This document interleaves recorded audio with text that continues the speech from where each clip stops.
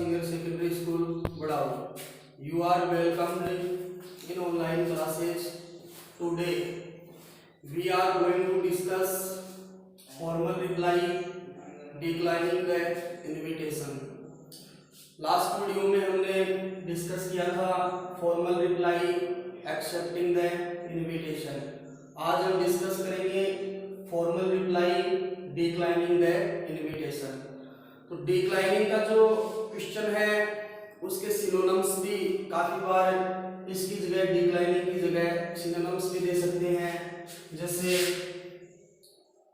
Note का use भी हो सकता है, नोट एक्सेप्ट ये भी आ सकता है, अनेबल का यूज भी हो सकता है और नोट बीइंग का यूज भी हो सकता है।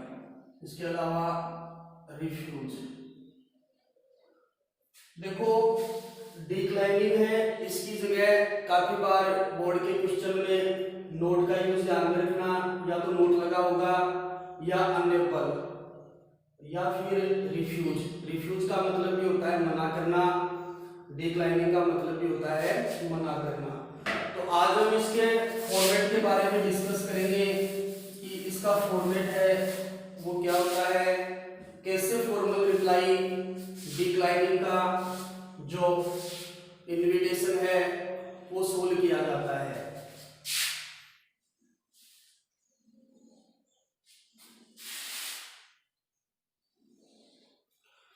तो देखो हमने फॉर्मल रिप्लाई एक्सेप्टिंग का जो इनविटेशन पढ़ा है एज उसी की तरह सेम लिखा जाएगा।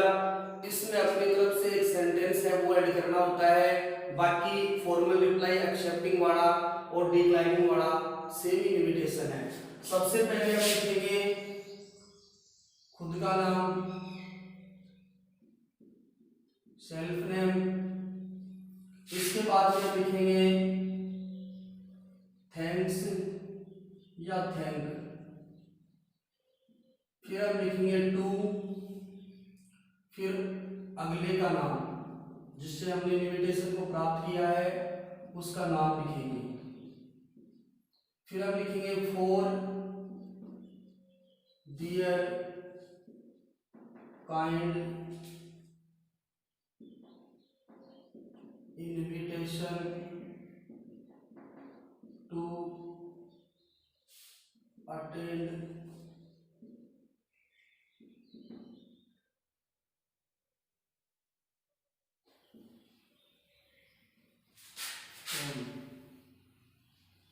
but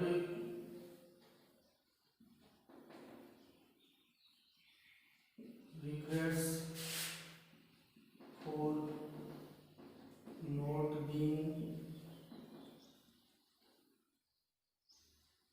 able to attend it due to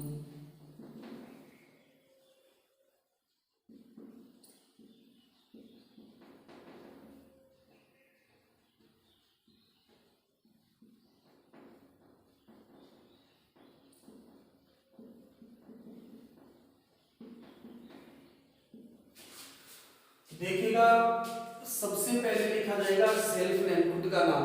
यहां से लेकर यहां तक जो इनविटेशन है वो जो हमने एक्सेप्टिंग वाला लिखा है उसी की तरह से सेम लिखा जाएगा, इसमें कोई भी परिवर्तन नहीं होगा। सेम टू सेम हम जो पहले हमने लास्ट वीडियो में एक्सेप्टिंग वाले के बारे में डिस्कस किया था उसी की तरह लिखा जाएगा। जैसे सबसे पहले खुद का नेम आ जाएगा, फिर थैंक्स या थैंक। ऑलरेडी मैं बता चुका हूं आपको कि थैंक्स का यूज कब होता है, थैंक का यूज कहां पे होता है, टू। उसके बाद में नेक्स्ट नेम अगले का नेम जिससे हमने इनविटेशन को प्राप्त किया है, for their kind invitation to attend. ये for their kind invitation to attend है, ये एक सेंटेंस है, ये सेम लिखा जाएगा, इसमें कोई भी चेंज है वो नहीं किया जाता है। उसके बाद में यहाँ पे हम अटेंड के बाद में जो फंक्शन है उसका डिस्क्रिप्शन, उसका वर्णन लिखेंगे कि भाई फंक्शन कौन सा है, जैसे कौन से फंक्शन में हम अटेंड हो रहे हैं। जैसे मेरी एनिवर्सरी है तो टू अटेंड मेरी एनिवर्सरी, जैसे बर्थडे पार्टी है तो टू अटेंड बर्थडे पार्टी। उसके बाद में हम ऑन लगा के कि फंक्शन कौन सी डेट का है तो हम वो डेट लिख देंगे। इसके बाद में देखो फॉर्मल रिप्लाई, एक्सेप्टिंग और डिक्लाइनिंग में अंतर क्या है। एक्सेप्टिंग का मतलब होता है हमने इनविटेशन को स्वीकार किया है, डिक्लाइनिंग का मतलब होता है कि हमने इनविटेशन को स्वीकार नहीं किया है। तो अगर डिक्लाइनिंग वाला है तो उसमें हमें ये लाइन ऐड करनी है, but regrets for not being able to attend it, कि लेकिन मैं इसमें उपस्थित न होने के लिए रिग्रेट्स यानी माफी चाहता हूं, पश्चाताप है, माफी चाहता हूं। ड्यू टू, ड्यू टू का मतलब होता है रीजन, कारण की, यहाँ पे हम बिकॉज का प्रयोग भी कर सकते हैं कि बिकॉज। उसके बाद में हमें जो क्वेश्चन में रीजन दे रखा है तो हमें वो ही पुट अप करना है, यहाँ पे वो ही राइट करना है। कि काफी बार क्या होता है क्वेश्चन में एक रीजन भी देते हैं कि आप इस कारण से इस फंक्शन में अटेंड नहीं हो सकते हैं, तो स्टूडेंट्स हमें वो ही रीजन लिखना है। अदरवाइज अगर हमें रीजन नहीं दे रखा है तो हम अपनी तरफ से रीजन लिखेंगे। रीजन है वो हमारा सॉलिड होना चाहिए, ऐसे नहीं कि कोई नॉर्मल सा रीजन हो गया, रीजन है वो सॉलिड होना चाहिए। फिर हम वो रीजन लिख देंगे, यहाँ पे जो कारण है वो लिख देंगे। इसके बाद में हम एक लाइन छोड़ देंगे, फिर हम लिखेंगे sincere thanks for the invitation, invitation देने के लिए बहुत बहुत धन्यवाद। तो ये जो सेंटेंस है sincere thanks for the invitation, ये सभी डिक्लाइनिंग वाले में हम लिखेंगे। तो ध्यानपूर्वक देखना, फॉर्मल रिप्लाई, एक्सेप्टिंग और डिक्लाइनिंग दोनों सेम से ही है। यहाँ से लेकर यहाँ तक हम केवल वो ही लिखेंगे, फॉर्मल रिप्लाई एक्सेप्टिंग की तरह से ही। फिर हम एक ये लाइन ऐड कर देंगे, but regrets for not being able to attend it, due to या बिकॉज, कोई सा भी ले सकते हैं। इसके बाद में हम जो सॉलिड रीजन है वो लिख देंगे। फिर हम लिखेंगे sincere thanks for the invitation. तो इसका एक क्वेश्चन है, उसके माध्यम से हम इसको सोल्व करेंगे। इस क्वेश्चन को देखते हैं कि बोर्ड के एग्जाम में formal reply declining the invitation का जो क्वेश्चन है वो किस प्रकार से पूछा जाता है। तो जैसे ये क्वेश्चन आ गया, you have received an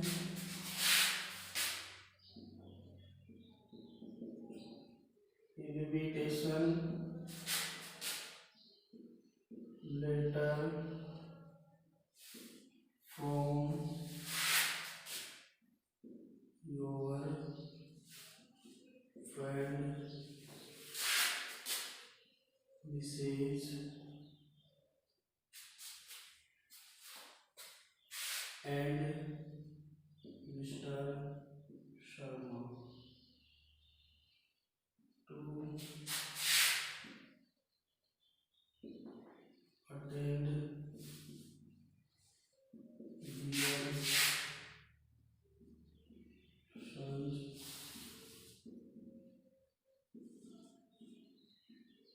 birthday party on 5th June 2020, but you are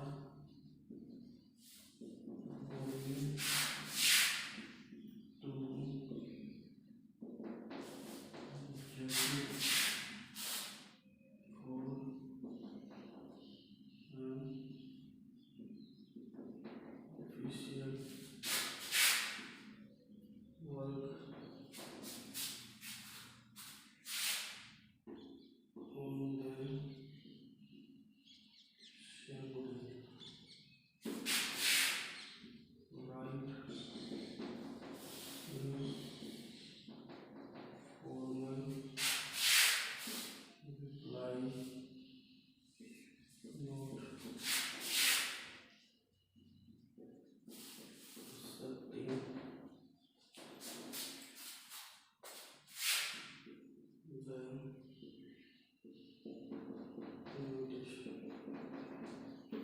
प्रकार से बोर्ड के एग्जाम में formal reply declining the invitation के क्वेश्चन है वो पूछे जाते हैं। हमारा प्रश्न है यू हैव रिसीव्ड, आपने प्राप्त किया है, एन इनविटेशन लेटर, एक निमंत्रण पत्र, फ्रॉम योर फ्रेंड, तुम्हारे मित्र से जिनका नाम है Mrs and Mr Sharma, to attend, उपस्थित होना है, डियर सन्स बर्थडे पार्टी, उनके बेटे की जन्मदिन की पार्टी में, ऑन 5 जून 2020 यानी 5 जून 2020 को, but you are going to Jaipur, लेकिन आप जयपुर जा रहे हो फॉर एन ऑफिशियल वर्क, एक आपको कोई ऑफिशियल वर्क है, ऑन द सेम डे, उसी दिन। राइट ए फॉर्मल रिप्लाई, हमें फॉर्मल रिप्लाई लिखना है, नॉट एक्सेप्टिंग द इनविटेशन, यानी हमने इनविटेशन को एक्सेप्ट नहीं किया है क्योंकि इसमें नोट का यूज हुआ है। तो देखो स्टूडेंट्स ने सबसे पहले हमें सेल्फ नेम है वो फाइंड करेंगे, तो इसमें सेल्फ नेम नहीं दे रखा है। इसके बाद में next name Mrs and Mr Sharma है, वो अगले का नाम हमें दे रखा है, हमने इनविटेशन को उनसे प्राप्त किया है। फंक्शन हमारा उनके बेटे का जन्मदिन, डेट है 5 जून 2020 को। इसके बाद में हमें देखना है कि क्वेश्चन में रीजन दिया हुआ है कि नहीं दिया हुआ है। तो देखो इसमें रीजन दे रखा है यू आर गोइंग, कि आप जा रहे हो जयपुर, जयपुर जा रहे हो किस कारण से, ऑफिशियल वर्क से, आपको कोई ऑफिशियल वर्क है सेम डे, उसी दिन का, ये हमारा रीजन हो गया। अब हमें देखना है कि कौन सा लिखना है, तो यहाँ पे दे रखा है फॉर्मल, तो यानी हमें फॉर्मल वाला लिखना है, नॉट एक्सेप्टिंग, यानी हमने इसको स्वीकार नहीं किया। ऑलरेडी मैं स्टूडेंट्स बता चुका हूँ कि डिक्लाइनिंग वाले में काफी बार नोट का भी यूज करते हैं, एक्सेप्ट के साथ में रिफ्यूज का यूज भी होता है, अनेबल का यूज भी होता है। तो हमें लिखना है formal reply declining the invitation. तो इसको हम सोल्व करेंगे तो सबसे पहले हम लिखेंगे आंसर, इसका एक फॉर्मेट बनाएंगे, ऑलरेडी मैं आपको बता चुका हूँ, नोटिस, इनविटेशन, एडवर्टीजमेंट, जो टॉपिक्स हमारे इनको एक बॉक्स में बंद किया जाता है, अर्थात इनके चारों तरफ जो लाइन है वो हमें ड्रा करनी होती है। तो अकॉर्डिंग टू रूल के अनुसार हम चलेंगे। तो सबसे पहले सेल्फ नेम, खुद का नाम, तो स्टूडेंट्स क्वेश्चन में कहीं पर भी सेल्फ नेम नहीं दे रखा है तो हम अपना नाम लिख देंगे, जैसे अशोक, ये हमने सेल्फ नेम लिख दिया। अब अशोक सिंगुलर है, एक ही व्यक्ति है, तो एक ही व्यक्ति है तो यहाँ पे हम थैंक्स का यूज करेंगे। यदि यहाँ पे प्लूरल होता, दो होते, तो हम थैंक का यूज करते, तो अशोक थैंक्स। इसके बाद हम टू का यूज करेंगे, अशोक थैंक्स टू, अशोक है वो धन्यवाद देता है टू। अगले का नाम, अगले का नाम हमें क्वेश्चन में दे रखा है मिसेज एंड मिस्टर शर्मा, तो Ashok thanks to Mrs and Mr Sharma.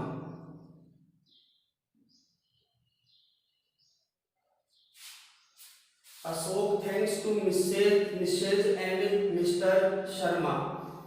उसके बाद में हम जो हमारा फिक्स हमने एक सेंटेंस लिया था वो हम लिख देंगे, Ashok thanks to Mrs and Mr Sharma for their kind invitation, for their kind invitation to attend. यहाँ तक हम सेंटेंस है और इसमें कोई भी चेंज नहीं करेंगे। तो सबसे पहले हमने सेल्फ नेम लिखा अशोक, एक वचन है तो थैंक्स टू, अगले का नाम मिसेज एंड मिस्टर शर्मा, ये सेंटेंस हमारा फिक्स है, फॉर दियर काइंड इनविटेशन, यानी उनके काइंड इनविटेशन के लिए, टू अटेंड उपस्थित होने के लिए। अब यहाँ पे अटेंड के बाद में हम लिखेंगे फंक्शन का नाम। तो प्रश्न में हम देखेंगे कि फंक्शन का नाम क्या दिया हुआ है, तो फंक्शन का नाम दिया हुआ है डियर सन्स बर्थडे पार्टी, उनके बेटे की जन्मदिन की पार्टी। तो हम ये सेम लिख देंगे, to attend dear son's birthday party. इसके बाद में हम फंक्शन का डिस्क्रिप्शन लिखेंगे कि हमारा फंक्शन है वो किस डेट का है। तो डेट से पहले स्टूडेंट्स हमेशा प्रीपोजिशन ऑन का यूज होता है, तो हम लिख देंगे ऑन। तो क्वेश्चन में हमें दे रखा है कि बर्थडे पार्टी वो कब की है, 5 जून 2020 की। तो हम यहाँ पे लिखेंगे ऑन के बाद में 5 जून 2020। इसके बाद में हम डिक्लाइनिंग वाले में एक जो सेंटेंस है जो ऑलरेडी मैं आपको बता चुका हूं उसका यूज करेंगे। तो वो हमारा सेंटेंस था बट लेकिन रिग्रेट्स, लेकिन माफी चाहता हूं, for not being able to attend it, लेकिन मैं माफी चाहता हूं इसमें उपस्थित न होने के लिए। ये सेंटेंस है, ये हम यूज में लेंगे but regrets for not being able to attend it, लेकिन मैं इसमें उपस्थित न होने के लिए रिग्रेट्स चाहता हूं। इसके बाद में हम ड्यू टू का भी यूज कर सकते हैं या बिकॉज का भी। तो जैसे हमने लिख दिया बिकॉज, कारण की, बिकॉज। अब इसमें क्वेश्चन में हमें ये देखना है कि हम किस कारण से फंक्शन को अटेंड नहीं कर सकते हैं। तो हमें वो रीजन है वो क्वेश्चन में दे रखा है क्या, वो हमें पुट अप करना। तो रीजन दे रखा है कि हम ऑफिशियल वर्क के लिए सेम डे जयपुर जा रहे हैं, तो बिकॉज। अब स्टूडेंट्स मैंने आपको बताया था कि फॉर्मल वाले में हमेशा थर्ड पर्सन का यूज होता है। Third person he, she, it, name, they. इन्हीं के जो रूप है वो यूज में होते हैं। जैसे ऑब्जेक्टिव रूप में ही का ही होता है, सी का हर, इट का इट, नेम का नेम, दे का देम। इसी का पॉसेसिव रूप होता है हिज, हर, इट्स, दियर। इन्हीं वर्ड का हम फॉर्मल में यूज करते हैं। तो यहाँ पे हम लिखेंगे बिकॉज, तो यहाँ पे हम यूज में लेंगे इसके अकॉर्डिंग। तो एक लड़का है जिसका जेंडर मेल है, तो मेल के लिए हम लिखेंगे ही इज, क्योंकि यू के साथ में यू प्लूरल है तो आर का यूज हुआ है। हेल्पिंग वर्ब ही सिंगुलर है तो ही के साथ में इज का यूज हो जाएगा।